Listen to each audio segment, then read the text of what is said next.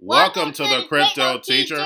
And you know I come back with that video just to make you think. Don't forget to like and subscribe to the channel. And join the Patrons. If you're not a part of the Patrons, make sure you're hitting that cash app. Now we have the United States economy being squeezed.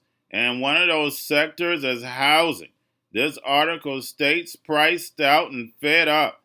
Tenants demand a national renters' bill of rights.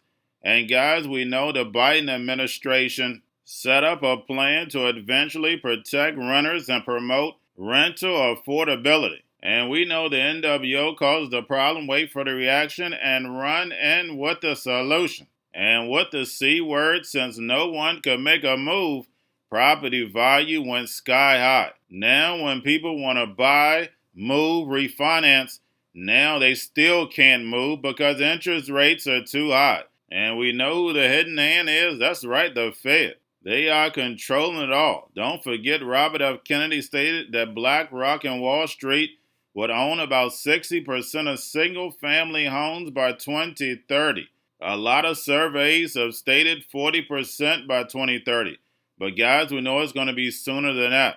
Whether it's 40 or 60%, we know the goal. You own nothing, but you will be happy. We had Elon Musk send out a tweet about Microsoft building the fourth industrial revolution, where the robots, algorithms, and drones take the economy over. But first, guys, we know we have to have that crisis, but then also we know we're going to have a lot of layoffs. We have Citigroup that's supposed to make an announcement tomorrow. But if you have 60% of the workforce not working, we know they're going to be going to affordable housing. We know housing is about to change because we now have robots that are going to start building homes. So right now, the average home is about $400,000. Believe me, guys, in 5 years, that will be cut in half and it's just going to keep getting cheaper. Remember, we're going to be going through hyper deflation. And remember, the Crypto Teacher told you. Now we had Sam Altman out as the CEO of OpenAI. Now investors want him back in. Guys, anytime you're making a big decision like that, people would be consulting. If the board did it, that means they consulted and came up to that conclusion. So guys, we know how the NWO works. They're the master magicians. While we're looking one way, they're doing something else. So this is nothing but a distraction. Get your popcorn, sit back, and let it play out. And remember, the Crypto Teacher told you, because he knows when it comes to the NWO, it's all planned out. You have a wonderful day. They've now decided to buy every single family home in America. So if they stay on the current trajectory, they will own 60% of the homes in this country, single family homes, by 2030. A number of deadlines have been set over the course of the weekend, but the next one that's the sort of line in the sand that we're hearing from sources is that Sam Altman and his supporters have set a deadline of 5 p.m. San Francisco time, so just in another couple of hours from now, but essentially saying that the board would need to accede to his demands and by that point in order to bring him back as CEO. But as I said, there has been a number of these sort of deadlines that have been set over the course of this weekend, so perhaps it could be a bit of a moving target, more like. But yes, the resolution, it could come quickly if it does come at all. But essentially what we know is that from social media, at least, Sam Altman has been at the OpenAI office just in the last couple of hours. And we do know as well that there's a lot of people that really do want to see him reinstated at the company. So this comes from people inside OpenAI. For instance, Mira Murati, who's now interim CEO, OpenAI's chief strategy officer, its COO.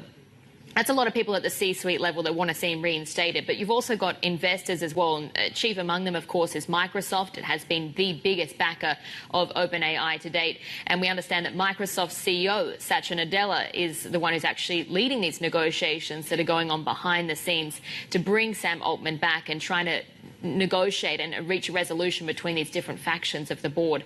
But what does appear to be at stake really is at that board level, because there's questions over the makeup and the sort of role that the board should take into the future.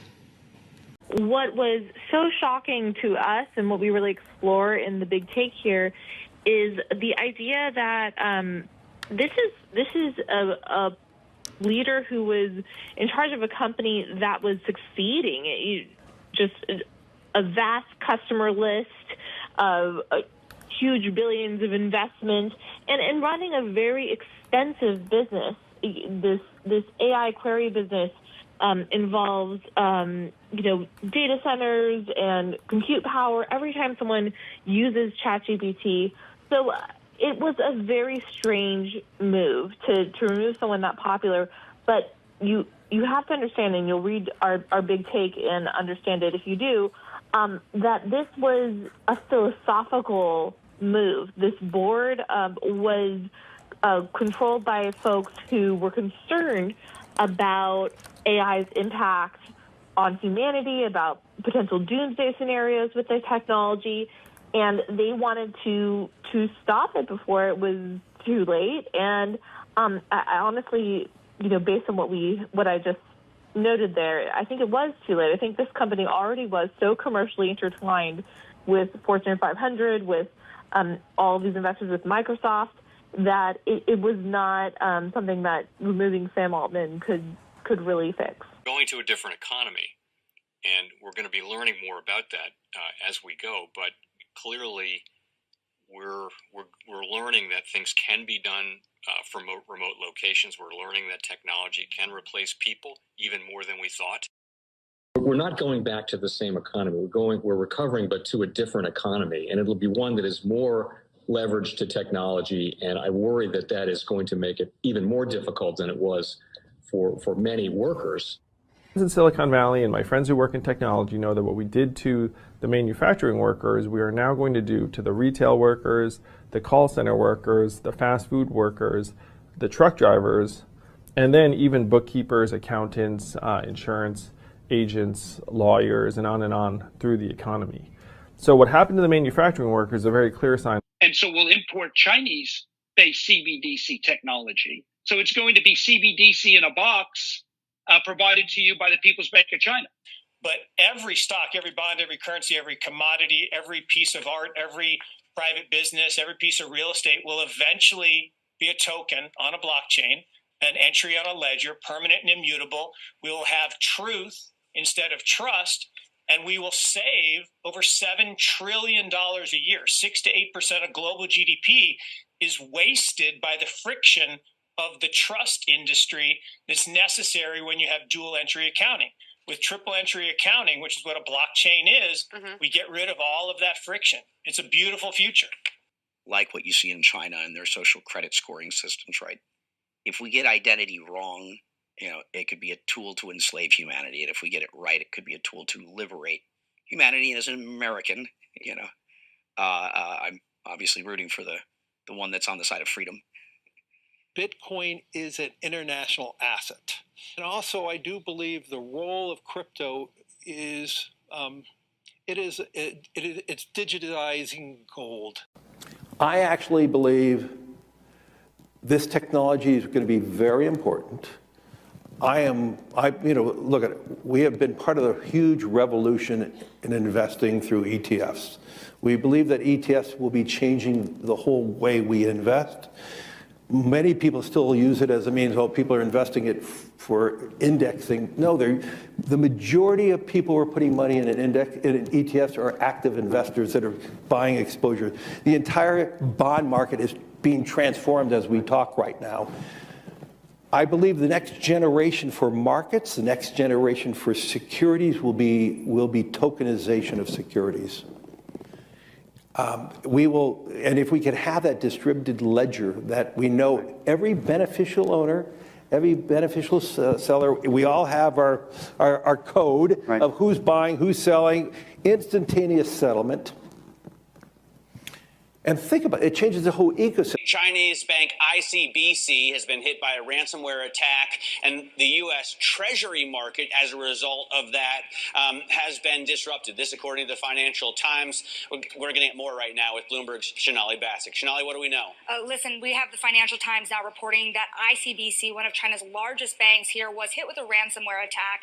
And remember, they're a very significant intermediary in the Treasury market. The SIFMA has told its members that this has been part of the reason reason here that the system is kind of clogged up, if you will, during that auction that we saw a little bit before. The attack had prevented ICBC, according to the Financial Times, from settling Treasury trades on behalf of other market participants. A large executive at a major bank also telling the paper that such a large party on the fixed income clearing corp creates major concerns, potentially impacting the liquidity of Treasury markets. Now, it was not just a poor auction. It was absolutely lousy. And you know, when the dealers have to step in to save a Treasury auction, that's a rare occurrence. And Cryptoteacher and the new World Order book, plus the 3 kids books, It's Time to Re-Educate. Also, new to cryptos, Coinbase, Bitrue, Binance. Do not forget book links and crypto links are in the description. The stock channel, guys. Don't forget to go like, subscribe, spread everywhere. You have your Kobo, your chip stocks, your banking, your gaming. While everybody's sitting at home, get on stocks, the Seaver, the biotech stocks. And while everybody's at home wishing, they were still getting that free money. What are they doing?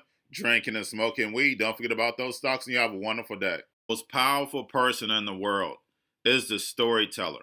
The storyteller sets the vision, values, and agenda of an entire generation to come. Steve Jobs.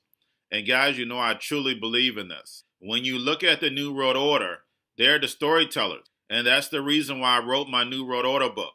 But guys, now it's time to change the current generation. And I wrote 3 kids books. You know I love the Trinity because I understand the power that's in it. So I have 3 books. We have an opportunity to change the generation, to educate. Not just me, but I want to show you that I take action on a daily basis. And I want you to take action on a daily basis. Whether it's your job, whether it's in your community, we have an opportunity right now to educate the masses. I posted this on my Twitter account. Please share, but this is a short clip of the 3 books. There's going to be a clothing line and action figures. Please get these books for your kids, nephews, cousins, friends, so therefore we can start the re-education now. Because as we see, the 4th Industrial Revolution foundation is definitely here. Robots, algorithms, drones, taking humanity out the picture. We have to re-educate. But let's get into the video. Part 1. King Joshua and Grandma Tam save the village. Part 2. King Joshua and Grandma Tam save New York from COVID-33. Part 3. King Joshua and Grandma Tam goes to China. It's mandatory to get part 1, part 2, and part 3 of this series. It's time to re-educate Generation Z.